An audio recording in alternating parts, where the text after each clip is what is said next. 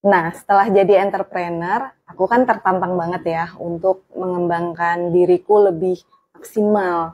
Karena pertama adalah kita ini kan perusahaan kecil banget gitu ya, mikro lah, malah di bawah itu kayaknya. Dimana kita nggak punya karyawan, jadi tim yang kita rekrut itu ya by project aja, jadi aku nggak ada gaji bulanan. Otomatis hari-hari kayak marketing harian gitu ya, yang rutin itu aku yang handle.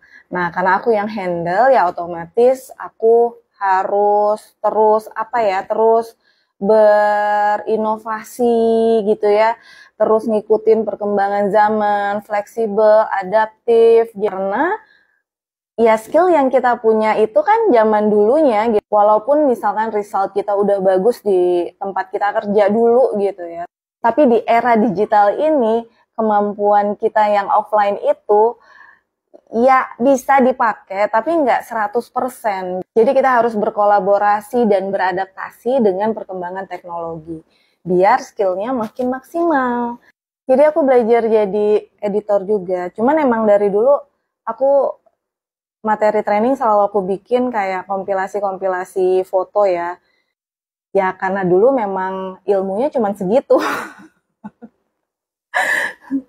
Tahu kan ya yang kompilasi foto-foto, terus ku kasih lagu-lagu, terus tulisan-tulisan untuk masukin materi. Jadi memang itu dulu yang aku praktekin awal-awal waktu aku jadi entrepreneur dan handle marketingnya di medsos. Nah, waktu itu aku fokusnya sebenarnya ke branding dulu sih gitu, ke branding perusahaan ya. Kalau kita tuh bisanya ngapain aja. Terus kayak ngasih tahu activity kelasnya kita dulu, kelas presenting, yang menurutku kayaknya orang harus tahu dulu gitu kalau mau ikutan kelas kita. Ya lumayan pas aku handle, lumayan cukup sering jalan ya kelasnya. Kan kelasnya by request, jadi kita kayak ngumpulin peserta dulu, terus baru kelasnya jalan. Masalah tempat juga ya belum ada yang aku sewa banget untuk tahunan gitu. Aku sewa ya by project aja. Jadi gitu teman-teman. Kecil-kecilan banget ya. Beneran kan? Di bawah mikro nggak sih? Ya emang kru juga kru tetap gitu. Tapi aku juga nggak mengikat mereka. Maksudnya mereka bisa kerja di tempat lain. Karena aku juga kelasnya waktunya di weekend. Jadi aku minta waktu weekendnya mereka lah gitu. Ya ini sih seneng gitu ada teman-teman juga yang mau bantuin kita gitu dan ngerti keadaan kita. Itu sih yang aku pelajarin ya selama jadi entrepreneur. Karena untuk meminimalisir modal kita harus melakukan semuanya apa-apa tuh sendiri dulu gitu. Belum sampai saat ini aku masih sendiri. Jadi budget operasionalnya benar-benar dipres banget. Nah, untuk di kelas presenting sendiri pun akhirnya aku juga melebur teknik yang diajarin sama suamiku dengan teknik self development yang aku kuasain gitu. Jadi lebih sebenarnya kan kalau self development itu kan kayak sebuah pola pikir gitu ya, sebuah pola pikir bagaimana cara kita memandang sesuatu atau kita bersikap terhadap sesuatu. Yang akhirnya itu menginfluence diri kita untuk mengembangkan diri lebih maksimal. Nah, dengan adanya kelas presenting ini, sebenarnya ngebantuin banget untuk mengarahkan gitu. Jadi kayak kita belajar untuk keluar dari zona nyaman kita gitu.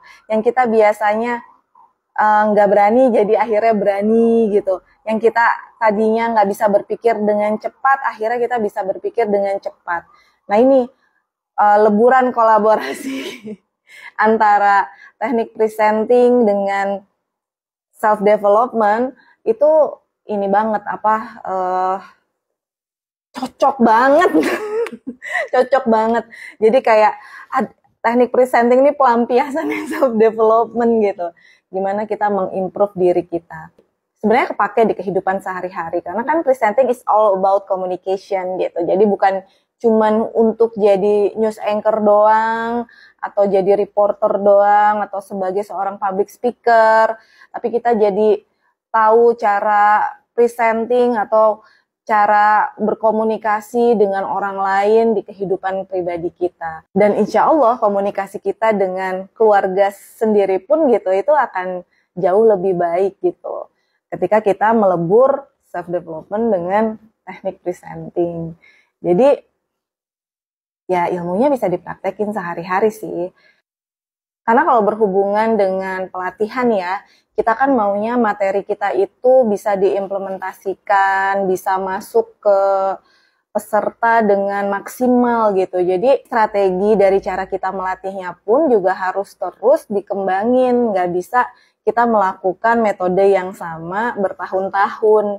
Kan tergantung peserta juga, jadi kita ngikutin pesertanya, banyakannya seperti apa. Nah, itulah metode-metodenya yang harus terus dikembangin dan dirubah menyesuaikan dengan kebutuhan peserta. Nah, itu sih yang aku temuin dari first experience jadi entrepreneur gitu. Dimana kita harus berani menjalankan strategi yang kita bikin untuk kemajuan atau kepentingan perusahaan dan orang lain juga tentunya.